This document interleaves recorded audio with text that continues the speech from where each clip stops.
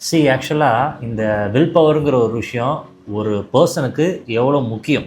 So அதை தான் இந்த வீடியோவில் பார்க்க போகிறோம். ஸோ ஜஸ்ட் ஆஃப் ஆல் ஒரு எக்ஸ்ப்ளனேஷன், டிசிப்ளின் இது மாதிரிலாம் போகாமல் என்னோடய லைஃப் ஸ்டைலில் ஒரு ஸ்டோரி நடந்துச்சு. அந்த ஸ்டோரியை வச்சே உங்களுக்கு எக்ஸ்பிளைன் பண்ணுறேன். என்னோடய லைஃப்பில் இது எந்த அளவுக்கு இம்பாக்ட் கிரியேட் பண்ணிச்சு, இந்த வீடியோ பார்க்குற உங்கள் லைஃப்லையும் இதுலேருந்து ஒரு டேக்அவே பாயிண்ட் உங்களுக்கு தேவைப்பட்டுச்சுன்னா எடுத்துக்கோங்க. நான் ஸ்கூல் படிக்கும்போது ரொம்பவும் தாழ்வு மனப்பான்மை எனக்குள்ளே இருந்துச்சு. லைக் ஏதாவது ஒரு விஷயம் யாராவது பேசுகிறதுக்கு பயம், யாராவது நம்மளை கிண்டல் பண்ணால் கூட நீ ஏன்டா என்னை கிண்டல் பண்ணதை எதிர்த்து கேட்கக்கூட பயம். ஸோ அந்த அளவுக்கு ஒரு தாழ்வு மனப்பான்மை இருந்துச்சு. ஒரு பக்கா இன்ட்ரோவர்ட்டாக இருந்த அந்த சமயத்தில். ஸோ இதனாலே நம்ம நிறையா விஷயங்களில் வந்து எல்லாத்துக்குமே நம்ம ஒரு மாதிரி பயந்து இருக்கிற மாதிரி ஸ்கூல் டேஸ் வந்து போயிட்டு இருந்துச்சு. அதுக்கேற்ற மாதிரி நம்ம உருவத்தோட்டத்தை வச்சு நல்லா கிண்டல் பண்ணுவானுங்க பசங்க. ஸோ இதெல்லாம் காதில் வாங்கி எனக்கு ஒரு இடத்துல சலிச்சு போயிடுச்சு. சரி, ஓகே, நம்ம ஸ்கூலில் இப்படிலாம் இருந்துட்டோம், இதெல்லாம் நம்ம காலேஜ் லைஃப்பில் கொண்டே வரக்கூடாதுன்னு என்னை ஒரு புது நபராக மாற்றிக்கிட்டு நம்ம காலேஜ்குள்ளே போகணும்னு சொல்லிட்டு காலேஜ்குள்ளே என்ட்ராங்க. ஃபஸ்ட்டு 2 இயர் படிக்க தான் போனேன்னா இல்லை ஜாலியாக இருக்கிறதுக்கு போனேன்னானே தெரில. ஃபஸ்ட்டு 2 வருஷம் ரொம்ப ஜாலியாக போணுச்சு. கிளாஸை கட் பண்ணேன், ஃப்ரெண்டு கூட சேர்ந்துட்டு வெளியே போகிறது, ஸோ இந்த மாதிரி விஷயங்கள்லாம் ஜாலியாக பண்ணிகிட்டு இருந்தேன். பட் ஸ்டடீஸில் கான்சன்ட்ரேட் நான் பண்ணிகிட்டு இருந்தேன்னா கண்டிப்பாக இல்லை.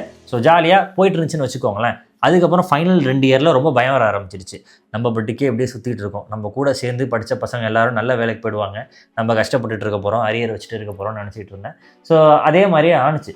ஆனால் எனக்கு ஒரு ஸ்பார்க் அந்த டைமில் ஏற்பட்டுச்சு. சரி, ஓகே, நம்ம ஏதாவது ஒரு விஷயம் சாதிச்சு காட்டுவோம், நம்ம டிபார்ட்மெண்ட்டில் நம்ம யாருங்கிறத கண்டிப்பாக நம்ம ப்ரூவ் பண்ணணும், நல்ல வழியிலங்கிற மாதிரி எனக்கு தோணிக்கிட்டே இருக்கும். அதுக்கு என்ன பண்ணலான்னு பார்க்கும்போது சம்மர் லீவ் ஆனால் பேட்டை தூக்கிட்டு போயிடுவேன்.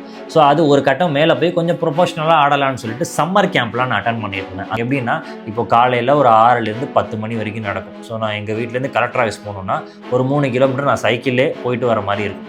அப்போலாம் பார்த்தீங்கன்னா ஷேர் ஆட்டோ இருக்கும். ஸோ ஷேர் ஆட்டோவில் போக முடியாது, ஏன்னா 2 வேலை நடக்கும். ஒரு டைம் போயிட்டு வரதுக்கே 10 20 ரூபா ஆகிடும். ஒரு நாளைக்கு 40 ரூபா நம்ம ஸ்பெண்ட் பண்ணுற மாதிரி இருக்கும். ஸோ வீட்டில் கேட்டால் கண்டிப்பாக தரமாட்டாங்க. அதனால் நான் சைக்கிள்லே போவேன். காலைல பார்த்தீங்கன்னா 6 to 10 அதை முடிச்சுட்டு வீட்டுக்கு வருவேன். ஃபுட்டுலாம் இந்த மாதிரி உணவு பழக்கம் இருக்கணுங்கிற மாதிரி அப்போலேருந்து நான் ஃபாலோ பண்ண ஆரம்பிச்சிட்டேன். ஆனால் இந்த மாதிரி டயட் ஃபுட்டு இப்போ இருக்கிற மாதிரிலாம் கிடையாது. பேசிக்காக ஒரு ஆத்லெட்டாக என்னென்ன சாப்பிட்ணும், இந்த மாதிரி கலர்டு ஜூஸ் குடிக்கிறது, ஸோ இந்த மாதிரி பேக்கேஜ் ஃபுட் சாப்பிட்றது, இதெல்லாம் நான் அப்போவே அவாய்ட் பண்ணிட்டேன். ஸோ இதே மாதிரி போயிட்டு இருந்துச்சு. அதுக்கப்புறம் திரும்ப பார்த்தீங்கன்னா 2 to 6, ஸோ நான் வீட்டுக்கு வந்து ஒரு 4 மணி நேரம் தூங்குவேன். சடனாக திரும்ப அலாரம் வச்சு எழுந்துட்டு 2 மணிக்கு ஓடுவேன் கலெக்டர் ஆஃபீஸுக்கு. ஸோ இதே மாதிரி பேட்டர்ன் போயிட்டே இருந்துச்சு. நிறைய விஷயங்கள் கற்றுக்கிட்டேன். ஒரு ஆஃப் ஸ்பின்னா எப்படி போடணும், ஒரு பேட்டிங்னா எப்படி பண்ணணும், அதில் இருக்கிற டெக்னிக்ஸு. ஸோ அப்போல்லாம் பார்த்தீங்கன்னா அந்த ஆஃப் ஸ்பின் பொறுத்த வரைக்கும் நான் நிறைய விஷயங்கள் கற்றுக்கிட்டேன். குயிக்கராக எப்படி பவுலிங் போடணும், அதாவது பால் நம்ம ஃப்ளைட் பண்ணுவோம். இதெல்லாம் நான் ஏன் சொல்கிறேன்னா, ஸோ இந்த விஷயங்கள் எல்லாமே என் லைஃப்பில் வில் பவரை இம்ப்ரூவ் பண்ணுறதுக்கு ஹெல்ப் பண்ணுச்சு. இது எல்லாமே ரொம்ப இன்ட்ரெஸ்டிங்காக இருந்துச்சு எனக்கு. ஸோ அந்த மார்னிங் ஒரு 6 மணிக்கு எந்திரிச்சு ஒரு 10 மணி வரைக்கும் பண்ணுறதும், அகைன் திருப்பம் அந்த 2 மணிக்கு போய் ஒரு 6 மணி 7 மணிக்கு வீட்டுக்கு வரதும் சிரமமாகவே இல்லை. ஸோ நம்மளோட பேட்டிங் டேர்ன் அப்போ வரும், நம்ம பவுலிங் போகிற டேர்ன் எப்போ வரும், இதுக்காகவே போவோம். டேர்ன்னு பார்த்தீங்கன்னா டெய்லிலாம் வராது. ஸோ வாரத்துக்கு ஒரு முறை வந்தாலே பெரிய விஷயம். ஸோ அதுக்காக வெயிட் பண்ணி அந்த ஒரு விஷயத்துக்காக ஒரு ஹாப்பினஸ் க்ரியேட் ஆகும். அவ்வளோ நாள் வெயிட் பண்ணி சரி, ஓகே, நமக்கு டேன் வருதுன்னு. ஸோ இந்த மாதிரி விஷயங்களுக்காகவே நான் போயிட்டு இருந்தேன். நிறைய விஷயங்களும் லேர்னும் பண்ணிக்கிட்டேன். நிறைய கிளப்ஸ் ஆட ஆரம்பித்தேன். எனக்குன்னு ஓனாக ஒரு கிளப்ஸும் இருந்துச்சு. ஸோ ஒரு 1 இயர் ரெஜிஸ்டர் பண்ண கிளப்பும் இருந்துச்சு. ஸோ அதுக்கு கேப்டன் பண்ணேன். ஸோ இந்த மாதிரி கிரிக்கெட்டில் சரி, ஓகே, நம்ம இதை ப்ரொஃபஷனலாக எடுத்து பண்ணலாம்னு சொல்லிட்டு தான் பண்ணிகிட்டு இருந்தேன். அதுக்கப்புறம் என்ன ஆச்சுன்னா, காலேஜ் டீமுக்கு போனேன். சரி, ஓகே, நம்ம இந்த 2 இயர் வந்து காலேஜில் சந்தோஷமாக இருந்துட்டோம், வெளியில் கிளப்பும் ஆடிட்டோம், நம்ம காலேஜுக்கு ஆடுவோம்னு சொல்லிட்டு எனக்கு ஒரு வாய்ப்பு கிடச்சிது. நான் ஃபஸ்ட் இயர்லேருந்து ட்ரை பண்ணேன். சீனியர்ஸ்லாம் நிறைய பேர் இருந்ததுனால என்னால் உள்ளே போக முடியல. ஸோ அந்த டைம் வந்து நிறைய பேர் இருந்தாங்க, என்னால் உள்ளே போக முடியல. செகண்ட் இயர்லேருந்து நான் ஆட ஆரம்பிச்சிட்டேன். பட் 3rd இயர் 4th இயர்னு வரும்போது எனக்கு அந்த கேப்டன் வாய்ப்புங்கிறது கிடச்சிது. ஸோ அப்போ வந்து நம்ம கேப்டனாக இருந்துட்டோம். ஸோ இப்போயும் திரும்ப அகைன் அந்த ப்ரெஷர், நம்ம ஏதாவது பண்ணி ஆகணும், இந்த டீமுக்கு ஏதாவது ஒன்று செஞ்சாகணும்னு சொல்லிட்டு அப்போயுமே எனக்கு இந்த டிபார்ட்மெண்ட் சைடில் இருந்து நம்ம டிபார்ட்மெண்ட்டில் நம்ம யாருங்கிறத ப்ரூவ் பண்ணணுங்கிற ஒரு ஃபயர் இருந்துக்கிட்டே இருந்துச்சு. சரி, ஓகே, நம்ம கேப்டனாக போட்டாங்க, ஸோ இனிமேல் நம்ம ஒரு டீமை செட் பண்ணுறோம், வின் பண்ணுறோம், வரோம். ஸோ வின் பண்ணால் கண்டிப்பாக நம்ம டிபார்ட்மெண்ட்டில் எல்லாருக்கும் நம்மளை பற்றி தெரியும், நமக்கு ஒரு எப்படி சொல்கிறது, ஒரு நல்ல பேர் நம்ம டிபார்ட்மெண்ட் இருக்கணும்னு ஒரு ஐடியா இருந்துச்சு. அதே மாதிரி போனேன். போகிறதுக்கு முன்னாடி நிறைய விஷயங்கள் வந்து தோற்றுக்கிட்டே தான் இருந்தோம். ப்ராக்டிஸ் மேட்சஸ்லாம் நடந்துச்சு, கண்டினியூவாக தோற்றுக்கிட்டே தான் இருந்தோம். ஸோ இருந்தாலும் நாங்கள் அங்கே போய் ப்ளே பண்ண ரியல் மேட்சஸில் ஜெயித்தோம். கிட்டத்தட்ட நான் ஒரு 24 விக்கெட் எடுத்திருப்பேன் ஒரு 6 மேட்சஸில். இது வரைக்கும் நான் எடுத்த ஒரு சீரீஸில் எடுத்த ஹையஸ்ட் விக்கெட் இதுதான். ஸோ அந்த மாதிரி விஷயங்கள்லாம் நடந்துச்சு. ட்ராஃபியும் எடுத்துகிட்டு வந்தோம்.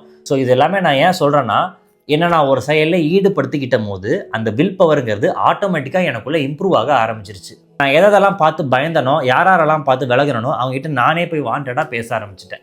ஸோ இந்த மாதிரி விஷயங்கள் எனக்குள்ளே நடந்ததுக்கான காரணம் என்னென்னா, ஏதோ ஒரு ஆக்டிவிட்டீஸில் என்னை இன்வால்வ் பண்ணி அதில் சக்ஸஸ் ஆக ஆரம்பிச்சதுனால எனக்கு இது எல்லாமே ஒரு சாதாரண விஷயமா போயிடுச்சு. எனக்குள்ளே உள்ள தாழ்வு மனப்பான்மை போயிடுச்சு. ஒரு விஷயம் எடுத்துட்டோன்னா அதை முடிச்சாகணும், அது சக்ஸஸோ ஃபெயிலியரோ அதை எடுத்துட்டோம், நம்ம முடிச்சாகணுங்கிற ஒரு வில் பவர் எனக்குள்ளே வர ஆரம்பிச்சது. காலேஜ் முடிச்சுட்டு வச்ச அரியர் எல்லாத்தையும் கிளியரும் பண்ணிவிட்டு டிகிரியோட வெளில வந்தாச்சு. ஸோ நான் சிவில் இன்ஜினியரிங் தான் நான் படிச்சிருந்தேன். அதுக்கு சம்மந்தப்பட்ட வேலைக்கு போயிட்டு இருந்தேன். அங்கே எனக்கு பர்சனலாக கிரிக்கெட் ஆட முடியலங்கிற ஒரு வருத்தம் இருந்துக்கிட்டே இருந்துச்சு. நம்ம இவ்வளோ விஷயம் பண்ணியிருக்கோம், ஆனால் நம்ம லைஃப்பில் பேஷன் கெரியராக பார்க்கும்போது கெரியர் தான் முக்கியம், கண்டிப்பாக நமக்கு சோறு முக்கியம் இல்லை. ஸோ இதை நோக்கி தான் நம்ம போய் ஆகணும்னு சொல்லிட்டு போக ஆரம்பித்தேன். பல கஷ்டப்பட்டேன். நான் வேலை பார்த்தாலும் சம்பளம் சரியாக வராது, சொல்லிக் கொடுக்க சீனியருக்கும் எனக்கும் சில கிளாஷ் ஏற்படும். ஸோ இது எல்லாமே இந்த ஃபீல்டில் நான் பார்த்துட்டேன். நிறைய துரோகங்களும் பார்த்துட்டேன். ஸோ நான் ஒரு கட்டத்துக்கு மேலே என்ன முடிவு பண்ணேன்னா, லைஃப்பில் நம்ம என்ன நினச்சோமோ அந்த இடத்துல நம்ம இல்லை. ஸோ இந்த இடத்துக்கு போகிறதுக்கு நம்ம என்ன பண்ணணும், அதை நம்ம வளர்த்துப்போம். ஸோ அதை வளர்த்துக்கிட்டே சைட் பை சைடில் இந்த ஒர்க் அவுட் பார்க்கணும்னு சொல்லிட்டு எனக்கு பிடிச்ச விஷயம் ஆஃப்டர் தட் கிரிக்கெட்டுக்கு அப்புறம்னா இந்த ஒர்க் அவுட் பண்ணுறது, டயட் இருக்கிறது. ஸோ இந்த விஷயம் எல்லாம் ஸோ நம்ம உடம்பை ஃபிட்டாக வச்சுக்கணும்னு எல்லாருக்குமே ஆசை இருக்கும். அதே மாதிரி எனக்கும் ஒரு ஆசை இருந்துச்சு. ஸோ அதை தான் நான் ஸ்டார்ட் பண்ணேன். ஸோ அதை ஸ்டார்ட் பண்ணி நல்லா போயிட்டு இருந்துச்சு. இன்ஸ்டாகிராமில் சின்ன சின்ன வீடியோஸ்லாம் நான் போடுவேன். அப்போவே நான் ஒரு 4 to 5 years பேக் சொல்கிறேன். அப்போவே நிறைய பேர் லைக் பண்ணுவாங்க. ஒரு கட்டத்துக்கு மேலே நான் ஃபாலோ பண்ணுற பீப்புளோட எண்ணிக்கையும் அதிகரிக்க ஆரம்பிச்சிது.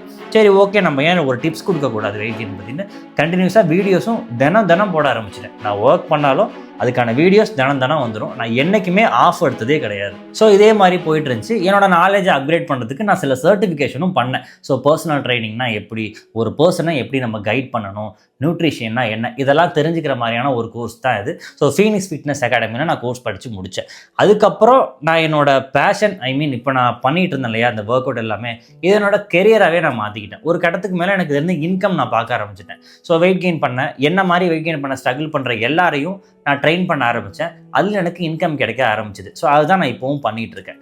இப்போ நான் ஏன் சொல்கிறேன்னா, இவ்வளோ விஷயங்கள் பண்ணதுக்கு இதை நான் பண்ணி முடிப்பேங்கிற ஒரு வில் பவர் எனக்கு அப்போ ஒன்றும் இல்லாத சமயத்துலேயும் இருந்துச்சு.